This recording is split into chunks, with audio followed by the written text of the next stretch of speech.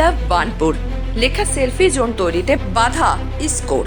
আসানসোল পৌর নিগমের উদ্যোগে আসানসোলের Burnpur I love Burnpur selfie point তৈরিতে অনুমতি দিচ্ছে না ইসকো। এমনই অভিযোগ করলেন তৃণমূল কংগ্রেসের নেতা তথা কাউন্সিলর অশোক রুদ্র। ঘটনাকে ঘিরে বার্নপুর বাড়ি ময়দানের কাছে জমায়েত করেন তৃণমূল কর্মী সমর্থকেরা।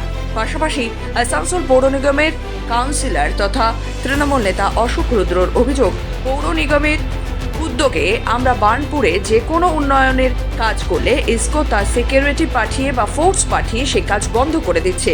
সাথে আসানসোলের বাড়ি ময়দান ও ত্রিবেণী মোড়ে দুটি পৃথক আই লাভ বার্নপুর লেখা সেলফি জোন তৈরি করতে চাইছে আসানসোল পৌর নিগম। সেই কাজেও ইসকো বাধা দান করছে।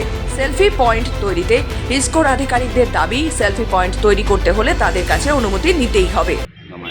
এখানে দেখুন, আসানসোল পৌর নিগমের সহায়তায় বার্নপুর শহরের দুটো জায়গায়, একটা বার্নপুর ত্রিবেণী মোড়ে আর একটা এই আমাদের বার্নপুর বাড়ি ময়দানে বিবেকানন্দ স্ট্যাচুর পাশে দুটো I love Burnpur selfie point হচ্ছে।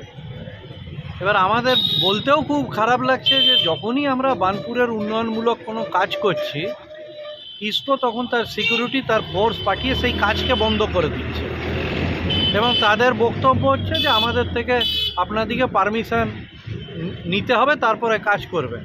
তবে কাউন্সিলর অশোক রুদ্র জানান, আসানসোল পৌর নিগম থেকে চিঠি দেওয়া হলেও বছর পার হয়ে গেলেও পারমিশন এখনো পাওয়া যায়নি, যার জেরে ঘটনাকে ঘিরে এলাকায় জমায়েত পরিস্থিতি তৈরি হয়েছে। আসানসোল থেকে রাহুল পাসওয়ানের রিপোর্ট, খবর বাংলা।